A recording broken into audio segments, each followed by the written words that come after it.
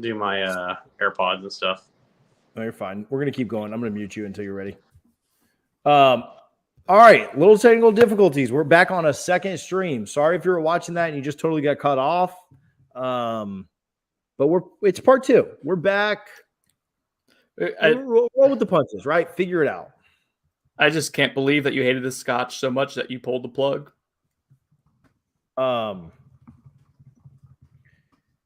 You were talking about the taste of the taste of it.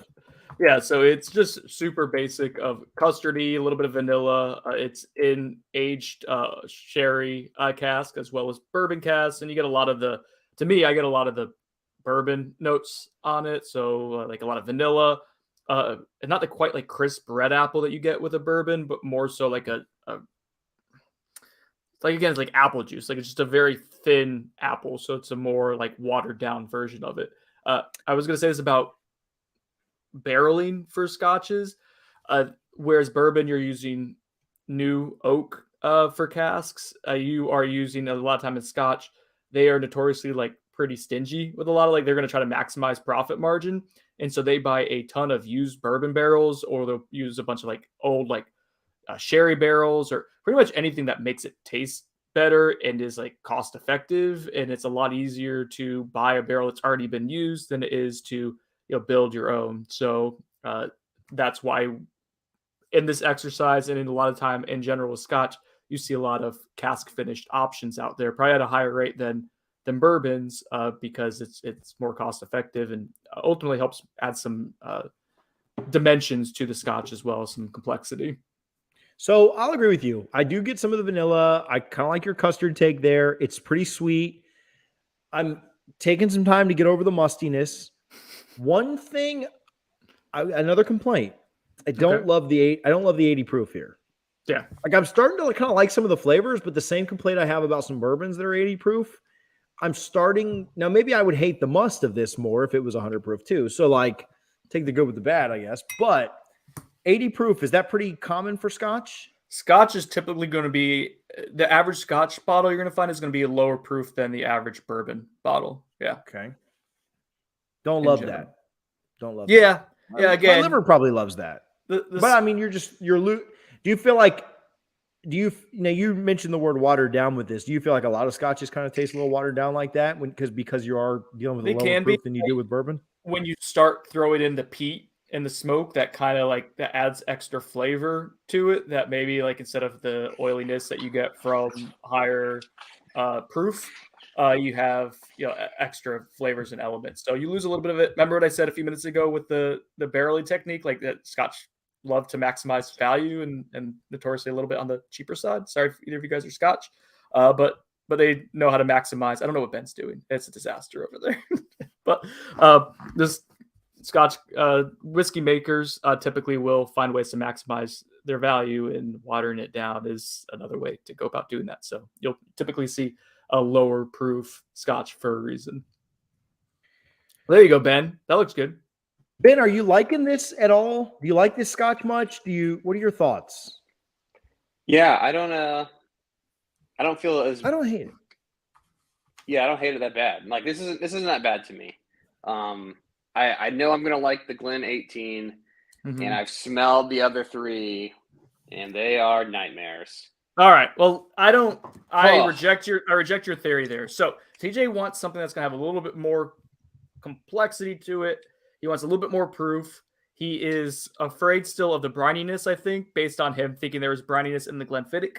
So let's go with the Quinta Reuben, which is another Glenmorangie or Glenmorangie. So that like a Southerner, Glenmorangie. So it is so Glenmorangie has a baseline 10-year, right? And then over the years, they've kind of start like expanding it to like they have a La Santa, which is a sherry finished one for 2 years. So instead of a 10-year, it's a 12-year. Quinta Reuben is another one in that line, and it is a 15. It's a port wine finished. So I give you guys it smells sweet. So that will maybe add a little bit. TJ likes sweet, so I got a feeling that TJ is going to like this one. Ben, it may not.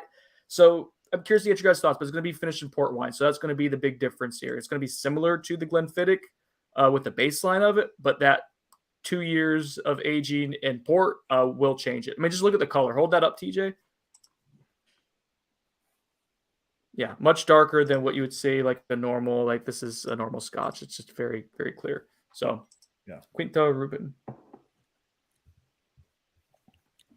All right, we're adding Ben back here. We're moving him here. We're back. We are back and better than ever.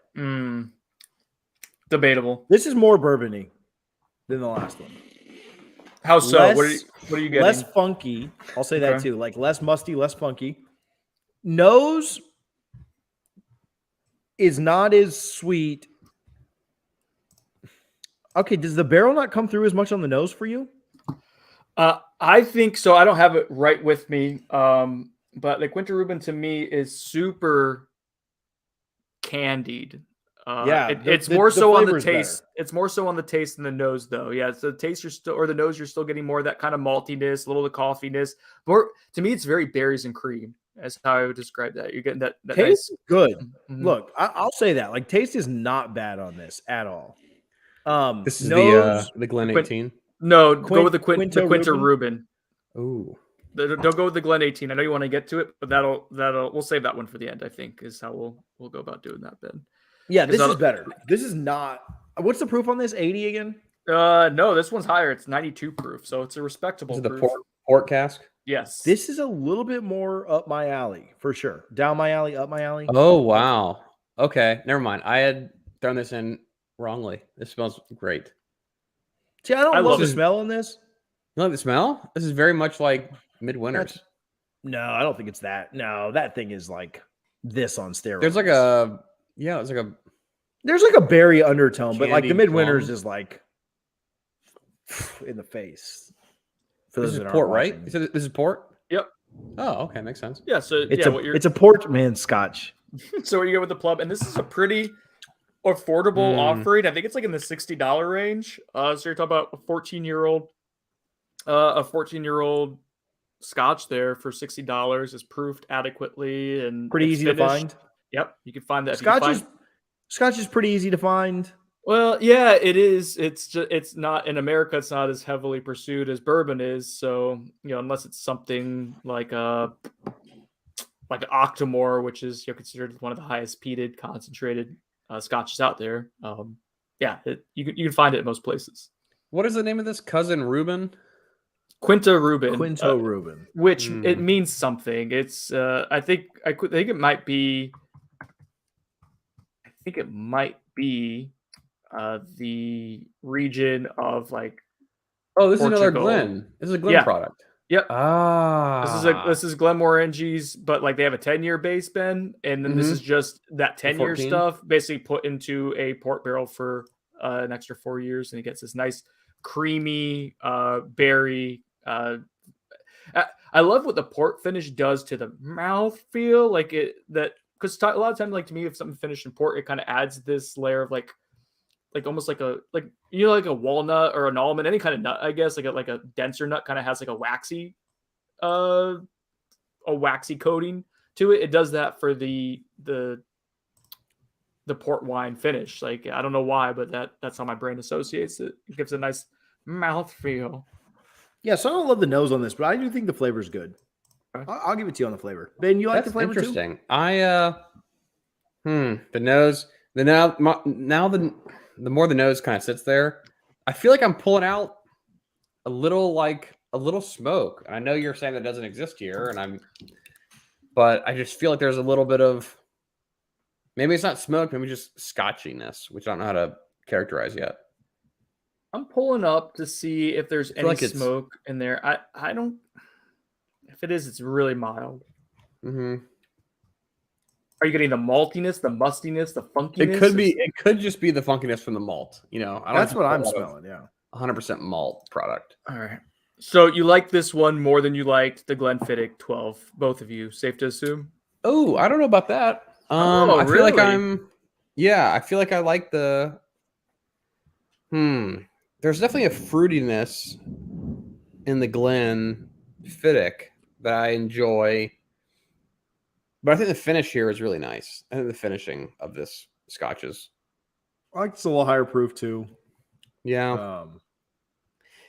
This is interesting. So, like, for example, if you like more of a grain forward, like a younger product in bourbon, then you may like the Glenfiddich 12 better. But if you're more into the finished bottles, like this one is, then you may like, the Quinta Reuben.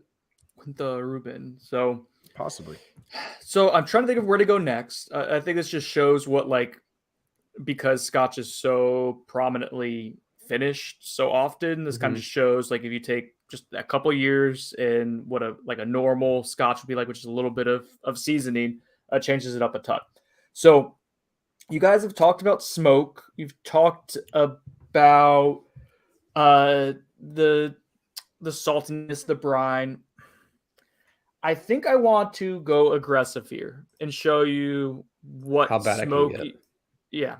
Yeah. So we're gonna go with the Highland Park 12. Now, for context, Saving the little boy. people who like Scotch and like smoky Scotch are gonna be laughing at this. Like, I'm drinking Ardbeg right now. They're gonna laugh at you guys being grossed out by this if you do think it's gross. But this is considered widely one of the best transition Scotches. If you like the smoother, non-peated stuff, this is kind of the baby step forward with just a touch of peat, a touch of smoke, a little bit of the brininess. This is Highland Park. It's the Orkney Islands, so it's super far north in the Highland region. But because it's got the island part of it, it's going to have some of that brininess. They put a little peat in there, so go into that and let me know what you're getting, fellas. Is this the Merrill 5 sample? Yes, it is. That's courtesy of Elliot. This was the miracle sample set that somehow lasted in the press box for 6 months. Interesting. Yeah. Told you to go get it. Yeah, it was there. So yeah, this is so briny. This is like a Thanksgiving Day turkey. It's so briny and smoky. I don't know. It's really not, but it's a little more than the last one. Is it aggressive? Is it aggressive? Are you not finding it all that aggressive, TJ? On the nose, it's okay. So I'll say this: the nose doesn't bother me. Mm-hmm. But I'm also on my 4th drink of the night, so it could be that too. Desensitized. Oh man, this is not for me. Brains out. I found on that with the first time I had it, it was bacon. The finish got me. I'm curious as you guys sample it. It was the finish. I was like, oh, that was where I was okay with the nose. I was okay as it kind of hit the palate, and at the very end, I was like, that's aggressive for where I'm at right now. It's very salty on the end. Yeah, I get a lot of bacon on the nose. Are you enjoying the bacon? Like, is that not in a good way? I don't know. I don't like drinking bacon's bacon. A little sweeter than this. No, I mean like the smoky porkiness, like a peppered bacon. Ooh, that sounds delicious. Yeah, I mean, like it is delicious, just not in liquid form. This is why I love Scotch, because with bourbon, I mean, we're talking about the same notes about 70% of the time with some variation. With Scotch, we've gotten maltiness, we've gotten orchard fruits. Ben's talked about peaches and pears, and now we've gotten berries on other ones, and now with this one, we're getting peppered bacon. Like, and this is only 80 proof. Yeah. This isn't bad. So again, I've only bought 2 Scotches. One was the Glen 18, and the other one was the Highland Park 12. Both for like my boss. And I specifically returned the Highland Park 12 because I found out that it was like a little peaty. And so after tasting this, I'm like, yeah, I'm glad I went to the Glen 18. Yeah, because your boss was not super into peat. Yeah, correct? he's not peat. Yeah. Yeah. Ben, do you get any? Hey, listen to the story. Ben called me asking for suggestions, and I sommelier the hell out of him for Scotch, and then he totally ignored me. Went and listened to someone else at a store and bought the wrong Scotch for his boss. I believe that. I didn't. I got the right one at the end, so that's all that matters. Do you get any? What notes do you get, Brendan, on this? I get a lot of there is that smokiness. I get a nice creaminess to it, but I was wondering if wait before you say it. Okay, go. One, is there two, almost like a chocolate on the back end? Am I crazy? No, I don't think that's crazy. So that to me, I get that maltiness can kind of present itself as vanilla, as coffee, as chocolate, like a nice dessertiness. So I think that's what you're getting. I get pepper and I get lemon zest. I get a lot of lemon zest on the Highland Park, which I don't normally get in a Scotch. So that's what it's like a lemon pepper chicken wing. Okay, that's weird.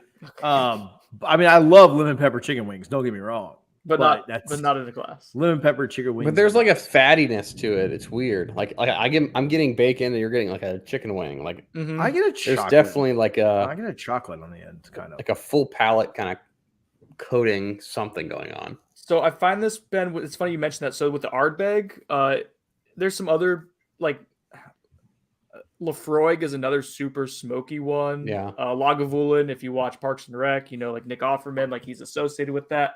Those are all really smoky Islas, but Ardbeg in particular, maybe not as smoky, but it's got a lot of oiliness to it. And I think Scotch can sometimes, I have no idea why, but Scotch can kind of present itself as oily. And so that's probably what, that's what you're getting with that mouth coating, that mouth feel. Yeah, it makes sense. All right, so I didn't think you guys would like the Highland Park 12, but I thought maybe I don't hate it as much as you think I should. That's good. That's good. I'll make you pull out the high or the Ardbeg then. No, just kidding. Don't do the Ardbeg. That'd probably be really maybe aggressive. one day. But I wanted to kind of nuke your palate there because I thought maybe we were trying to see what the extremes were of this. Let's go to the Oban Little Bay. Little boy in a glass. Little boy, baby boy, I need you. It's from It's Always Sunny. I wasn't actually. Never mind. You guys ever watch Sunny? You didn't actually need me, is that what you're saying? That's just that song wasn't something I made up by myself. I don't need a little. I don't know about that. I needed to clarify that. So, Oban is a super popular Scotch brand. It is, I think, Highland region, but it's closer to the coast or at least a body of water. Actually, Oban in Gaelic means little bay. So it's technically Little Bay. Little Bay is what you guys are drinking. Or as TJ called it, Little Boy. Little Boy. So because it's I made my screen name. Never mind. Michael Scott. Shout out Michael Scott. Little kid lover, Michael Scott. I have a Michael Scott reference on my name right now. Scotch and Splenda.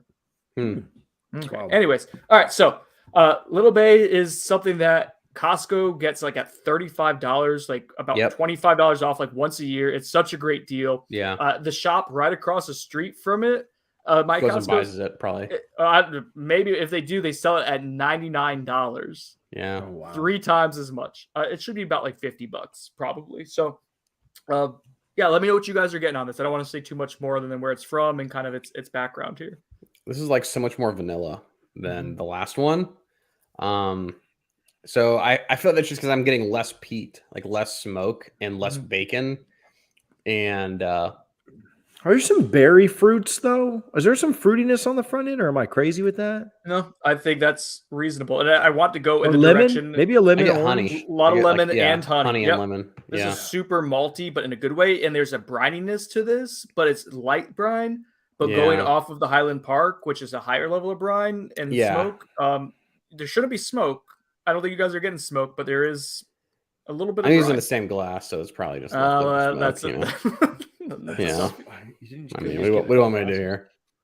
Pour a bunch of glasses? Yeah. Good one. Yeah, I think this is, again, we're coming from way more smoke. And so like this is like a very good release, or at least reprieve from that smoke. So I'm getting definitely more vanilla honey characteristics. Go back. Do you have the Glenfiddich 12 poured by any chance? I think I do. Just real quick, just to go back and forth between the two, just because these are probably similar, but I think I definitely get the brine. More brine there, when you compare them, right? So again, I love Scotch. I get more like straight honey sugar now for the Glen 12 as opposed to the the Glen 12 is so easy. What's the proof on the Little Bay? It is at 86. Yeah. Only the Highland Park and the Glenfiddich were the only 80 ones. Everything else is 86 to 92. Okay. So this is not bad, but it definitely, that little bit more briny. You almost have to like get under that briny to get to those fruity characteristics, flavors, things like that. I always get like a grape on that, which is weird. I don't think I get that with any other type of Scotch or bourbon for that matter either. I get like a grapiness on that too. So definitely fruity, definitely sweet. That nice honey that Ben mentioned for sure on that. It's a really solid, like for $35 at Costco. That's a really good Scotch. No age statement on that. So we've gone through all of this. What so far has been the most enjoyable for you guys? The Glen 12. The Glen 12. I'd say the Quinto. You know what? Yeah, Quinto- I think both of those are pretty solid options. Like I feel like I'm gonna be buying the Quinto for my boss this year. Yeah, I I like buy the the Quinto for Ben this year, so I can drink it in his No. house. Don't do that. Don't do that. That'd be a really nice one to have around Christmas time. It's got a nice like berries and cream, and kind of got like a festive. It's got a nice color too. Like, it's a good holiday. I'll just do midwinters. That's exactly what I was gonna say. What's tough with that is, as Americans, we just want the America. in your face, like Mhm. a midwinters. I might pour a tiny little dash of midwinters after this just to Oh, God, put it up TJ's against drunk. that. I want to see it up against that. I want to I see mean, what that's like. the rye's going to be super aggressive, my guess. I think, well, but maybe you've been doing briny stuff too. Anyways, all right, let's go to the last one, guys. It's Glenmorangie 18. Ben has had it before and likes it. So this is the What grand we've been finale. waiting for. It's an $18 Scotch. It is 86 proof. Or $18 $18. Hold on, it's not an $18 Scotch. 18-year Scotch, 86 Okay, proof. I was It's like- about $120. If you ABC you play it right though, it'll be on sale every few months at $100. So you get this at $100. I like that. I did not buy it at $100. I missed Can't hide that money. sale. I missed that sale. ABC Snail? points. You said snail. He's drunk.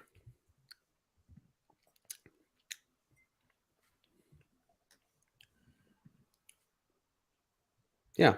Kind of just tastes like fruit water. Nose think on this. I'm My- afraid my to nose mute might your be palate. dead. Yeah, Yeah, it maybe might mute be your it. guys' palate. At this Yeah. point. We're getting crushed right now from Pete, So the Glenmorangie to me is just super like plum and honey and like stone fruits and just super rich though is how I would describe it. It's just very rich. There's no peat in it. It's just all sweet, all just very decadent, like a fruit, like a gift basket. Like someone just sent you Shout like out Joe. fruit and nuts, and that's what you got in your mouth right now. What do we got, TJ? Not bad, but I think my palate's just nuked. I don't know. It's not bad. Like I don't find it. I think it's on par with the. So if I had to rank them, I'd go Quinto first, this second, Little Bay third, Glenfiddich 12 fourth, and Highland Park fifth. Okay. What about you, Ben? I'm probably going. I know I like this, so I'm gonna go this first. Quint to Glenfiddich 12, and then I think Little Boy and Highland. I'm gonna go Highland like less. 9 and 10. All right. So Highland Park, we could agree that peatiness and smokiness is just a little bit too much for you guys right now. Okay. Yeah. So that's Scotch. It's a fairly wide array that you just got to sample. I think if you were to go get another bottle of Scotch,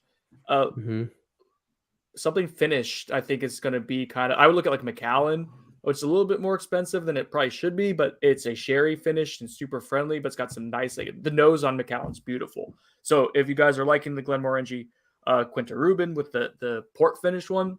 Exploring some of the Spaysides or Highlands that are finished would be probably your next step in your Scotch journey. But yeah, that's Scotch. How about a blended Scotch, like a Monkey Shoulder?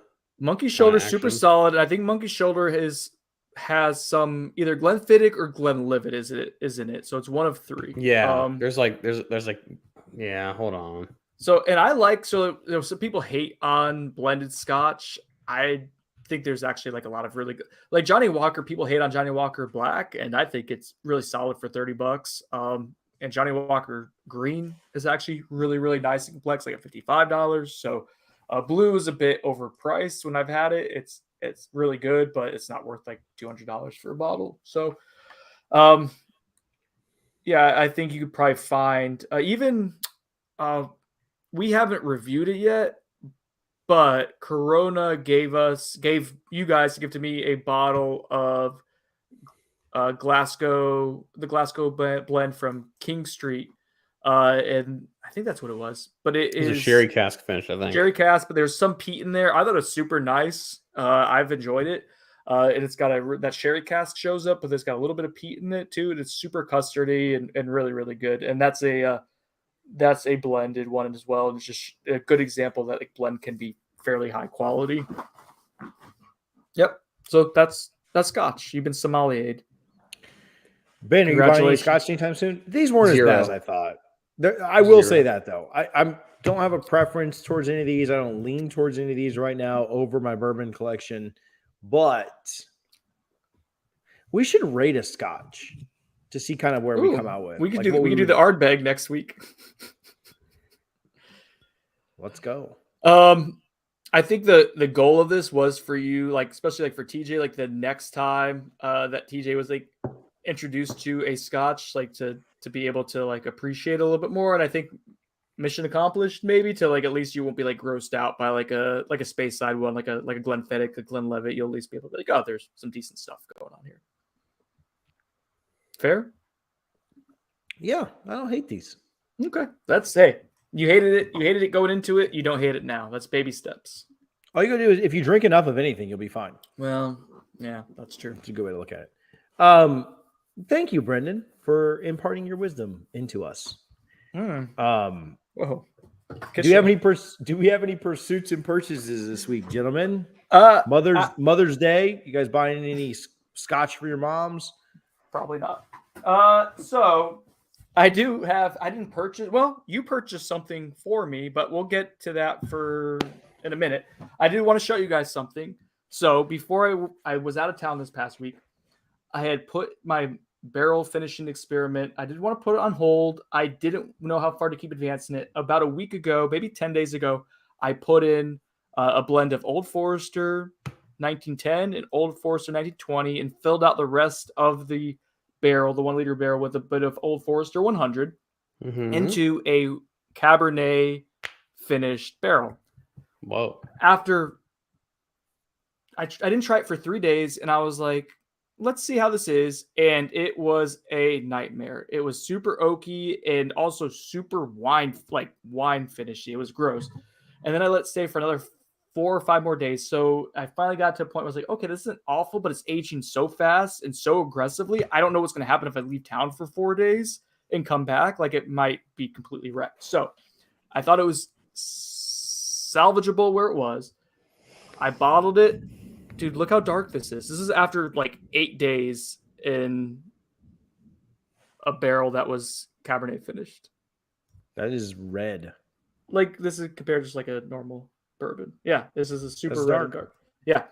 It smells the wine notes a little bit more than I want, but it actually like has some nice like brown sugar notes. So I'm going to get you guys some samples of that. We'll see how it turned out. I don't know if that was a pursuit or a purchase, but that is something that worked out this week.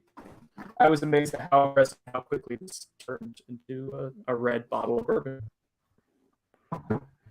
You sound like a robot. You're okay. I was running. I was like, "Oh no, really?" A single better thing. Better now. You guys weren't responding to me, and I thought it was really awkward. I'm like, "What? They're not gonna give me anything?" I was like, "I can't hear a single thing about that."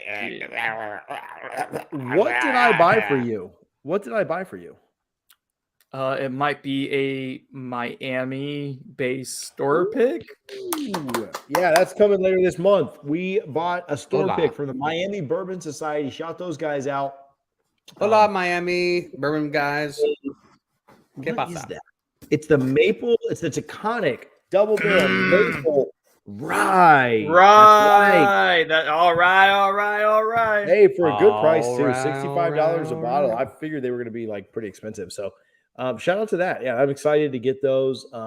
We loved that bourbon. It was so unique and cool. Like, I'm really excited to see what the rye does. I probably won't give this to you until we can drink it together because I really liked the bourbon. I liked being able to try a lot of yours before I even had to open mine up. That's true. You did. I would agree. Shout out my guy, Chris Harvey. He's on here a lot of times commenting with us. I know he'll watch this later. He sent us a couple of pretty cool bottles. What did I tell you that was? Oh, he sent, dude, that was so nice. He sent a couple of things. I know what one he's going to get me is I said that Buffalo Trace is hard to come by here in Tallahassee, like depending on the time of year. And he sent a bottle of Buffalo Trace, which is super. super nice and super charitable. So thank you. Buffalo Trace is a goat bourbon, budget bourbon. Hey, So thank you, or Christoph. Tony, whatever your name Christoph. is. Christoph. Pappy 23 is a little hard to find in our area, so if you want to just send a bottle out, that'd be great. Thanks, appreciate it, man. Cheers, Christoph. What was the other thing how's too? Anna The Sweetens doing? Cove. Oh, The the Sweetness Cove, which is the Peyton Manning endorsement. Yeah. That has that's super interesting. Super. That ain't a interesting. cheap one, I don't think. It's not cheap. It's like 100 and so it's celebrity endorsed, which usually gets me like I don't know, but it's proof induced by celebrity. It is at least 110 proof, and it's finished with oak staves, but it's like maple oak or maple, some kind of maple tree. I have heard bad things about that. I've heard very bad things about Sweetens Cove. Well, we're gonna try it here. We're gonna try it. Like I'd play the golf course, but not drink the bourbon. Just as a general rule. Interesting. Good joke. That was funny, Ben. That's not a joke. That's literally a thing. Good job, Ben. It's Ben, not a joke. have you pursued or purchased anything? Check out real quick. Check out the comment section. Ingram, I have Scotch poured and ready to send to you. I have like 5 different bottles of whiskey I have to send out this week. Ingram, go do an FSU Spaces and get the hell off. Oh my God, Ingram. TJ thought that there was Glenfiddich 12 was smoky and briny initially. That's what I'm dealing with here. This is absurd. Okay, I corrected myself to end up saying that it was. What did I say? What did I end up saying? Briny. You said it was. You said it was briny. Musty. Thanksgiving turkey Musty. in a glass. That was Highland Park 12. That was Highland Park, you jackass. Okay, Ben, have you pursued or purchased anything? Cheers, Ingram. I have purchased not a lot. I am poor. Ben makes more than both of us combined. We had a release Does he really? of our bottle, and I bought a bunch of those, so I'm done buying That's for the true. year. We bought like 6 bottles right I'm off done the buying bat. for the year. Yeah, bought the case. Ingram says we need to go to we need to make a trip. Quick trip to Isla is needed. Isla of the Caribbean. Who has the Ardbeg sample that I sent? I Which do. one are you pour it right now. I'm not doing it tonight. Pour it right now. Put It's it in your the mouth. other room. Put it in your mouth right now. Ingram, I'll hold us down. I'll hold us down. Right. Anyway, as TJ walks to the other room, You don't have to do it. grab- Don't do it. Don't do it. grab, doing it. I'm doing it. Yeah, Screw I you. want to do it. So He's gonna have the poops to avoid tonight. dead air, What are you pursuing and We're gonna purchasing? just- Ben's like nothing. Just throw a wet fish in our lap. Thanks. we're gonna leave it on just dead air for a couple seconds. You think this is the worst episode we've ever done? Worst Between the No. technical issues. I mean, and it's the worst Scotch. drinking episode we've ever done. This is That's complete not, garbage. dude. We've drank some was worse than crap. this. I'm just pouring a little bit. Right. This is Ardbeg 10, which is Isla, and it is a. So my company is based in Ireland, and I had a guy come over from Ireland, and I was ordering bourbon, he was ordering Scotch, and he's like, "Oh no, I like a good Ardbeg," and so I was just like, "Oh, my I'd probably man. hate that." So I was like, another Jack Daniels, please." No, that's not what we had, but all right. All right, sniff it. Oh. Oh yeah, it's brutal. All right. Oh, Ben, come get some of this. It smells like No. tar. No. But all right, if you want to try to enjoy it, here's the challenge, TJ. Ready? Close your nose when you smell it. Yeah, swallow quickly. If you can get through it, there's gonna be 3 notes that I think are actually really solid. There's gonna be like a vanilla custard. There's going to be pepper, and there's Yes. gonna be like lemon zest. Don't say Oh. yes, Ben. So try Just to get on the nose, or On is the it nose. That On the nose. actually, smell like describes it as nice. hard to but get it's not what through, you though. get. But you have to get through the tire fire. Like it's legitimately smells like burning tire. Oh, great. That's good. How do you get through that? What do you smell? I think you just have to get you like you would probably have to drink the Highland Park, like a full bottle of that, and then move to like maybe a Highland Park 15. all in one sitting. If you drink a whole bottle of Highland Park 12, then you'll probably be ready to drink anything or dead, All one right. or the other. Yeah, don't love the nose here. Agreed. I don't even have it. I can tell you I don't like the nose. It's so oily. All right. Okay, what about the flavor? Oh, Put the smallest drop of water in it. Ingram says to let it open up a little bit because it is super oily, so that will probably help unleash it. Ingram, is that going to make it more smoky? Like, is the smoke going to come out and hit his nose at that point? Smoke will be worse. That's what I'm saying. It could get worse with the water. Maybe it'll tame it after a minute, though. Everything is terrible when it has smoke. Ben, look how light this is. Like, this is a 10-year. Like, the difference between a 10-year bourbon. Like, here's the Knob Creek we're going to do. Spoiler alert later. Versus Ooh, 9 water. versus 9-year versus 9-year bourbon, 10-year Scotch. Okay, it did chill the nose out a little bit more. Yeah. It's still a lot of fire, but still like, not loving it. yeah, You still want to die when you're drinking it, but I just want to die less. Yeah. Other than that, yeah. That's now officially below. Is that 80 proof? Yeah, it's now officially below. Oh no, wait, sorry. No, it's. I mean, it's 26, I so have it's 92 proof. I have the little Brita thing, so like I literally just put like one, like as it was doing drop. So drip. Oh, drop. the Brita thing. Yeah, the Brita thing. Gotcha. The little filter. Getting thing, rid of Brita. Getting rid of the B. She's a GDB. She's a no good B. That was Karen, my favorite. Yeah, I want to watch that episode. The Pillow Fort episode was a great one. All right, let's taste this thing. Which one? What should we be tasting? The first one. The first one was the best. The first Pillow Fort. Jeff liked Macallan. Neat. I'm just saying that's next for you guys.